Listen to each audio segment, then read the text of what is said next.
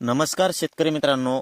बऱ्याच शेतकऱ्यांच्या कमेंट्स होत्या की फुलं आणि वाद्या हे आपल्याला 100% लागतात, परंतु ज्यावेळेस शेंगा लागायला सुरुवात होते शेंगा फक्त 50%च का लागतात. तर याच विषयावरती आज आपण हा व्हिडिओ बनवलेला आहे, त्यामुळे व्हिडिओ शेवटपर्यंत नक्की पहा.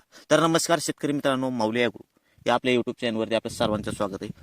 शेतकरी मित्रांनो, आज आपण राजमा पिकामध्ये 100% फुलं आणि वाद्या लागतात, परंतु शेंगा ह्या 50%च का लागतात याविषयी आपण माहिती पाहणार आहोत. त्यामुळे व्हिडिओ हा आपला शेवटपर्यंत नक्की पहा. शेतकरी मित्रांनो, राजमा हे पीक भरपूर प्रमाणामध्ये आता आपल्या महाराष्ट्रामध्ये पेरायला सुरुवात झालेली आणि नवीन पिकं असल्यामुळे शेतकऱ्यांना पूर्णपणे माहिती नाही की या पिकाचं काय काय चांगल्या बाबीत किंवा वाईट बाबीत काय केल्यावरती काय होतं.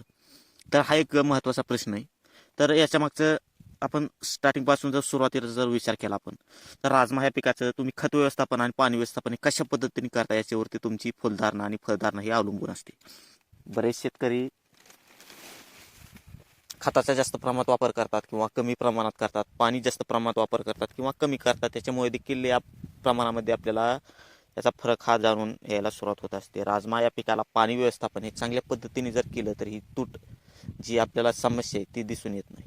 राजमा पिकाला जास्त प्रमाणात देखील पाणी भेटलं तरी पण आपल्याला ही समस्या जाणून येते आणि कमी देखील पाणी भेटलं तरी देते.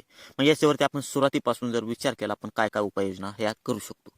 सर्वात सुरुवातीचा जर विचार केला आपण, तर आपण कोणत्या जमिनीवरती ह्या पिकाची लागवड केली, म्हणजे कोरडवाहू बागायती याच्यावरती देखील अवलंबून असतं. कोरडवाहू जमिनीवरती राजमा पिकाची लागवड जर केली असेल आपण, तर सर्वात महत्त्वाचं येतं पाणी व्यवस्थापन. पाणी व्यवस्थापन जर मागं पुढं झालं किंवा राजमा पीक जर ओढलं तर अशा वेळेस देखील ही समस्या आपल्याला जाणून येत असते. त्यामुळे राजमा पिकाला कोरडवाहू जमिनीमध्ये पाण्याचं व्यवस्थापन हे चांगल्या पद्धतीने करा. तर कशा पद्धतीने करायचं, तर रानाची जी ओल आहे ती चांगल्या पद्धतीने टिकून राहिली पाहिजे. जे पीक आहे आपलं ते पाण्याला ओढलं नाही पाहिजे. पाण्याला जर ओढलं तर फुलगं आणि फळगं ही आपल्याला दिसून येत असते. दुसरी महत्त्वाची गोष्ट, जर बागायती जमीन असेल तर अशा वेळेस पाणी हे जास्त प्रमाणामध्ये या जमिनीमध्ये टिकून राहण्याची क्षमता असते. त्यामुळे रानामध्ये जास्त प्रमाणामध्ये जर आपण पाणी सोडलं, जास्त ओलावा राहिला तरी पण आपल्याला या प्रमाणामध्ये फरक हा जाणून यायला सुरुवात होत असते. त्यानंतर जर आपण विचार केला, खत व्यवस्थापन हे एक अत्यंत महत्त्वाचं आहे. खत व्यवस्थापन करत असताना जास्त प्रमाणामध्ये जर खताचा वापर केला तरी पण आपल्याला ही समस्या जाणून येत असते.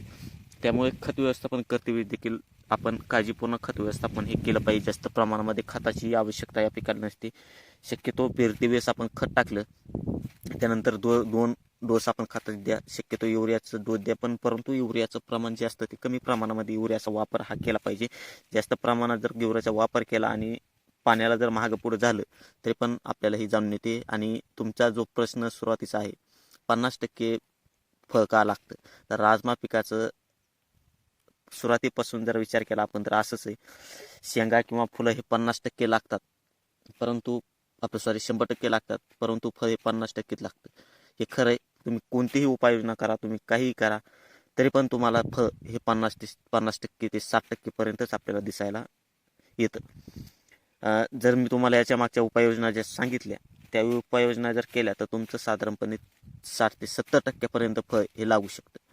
जर तुम्ही ह्या उपाययोजना नाही केल्या, जर असे काळजी नाही घेतली पिकाची, तर तुम्हाला 100% नुकसान हे आपल्या राजमा पिकामध्ये दिसून यायला सुरुवात होत असते. तर शेतकरी मित्रांनो, व्हिडिओ कसा वाटला, व्हिडिओ जर आवडला असेल तर व्हिडिओला आपल्या लाईक नक्की करा. धन्यवाद.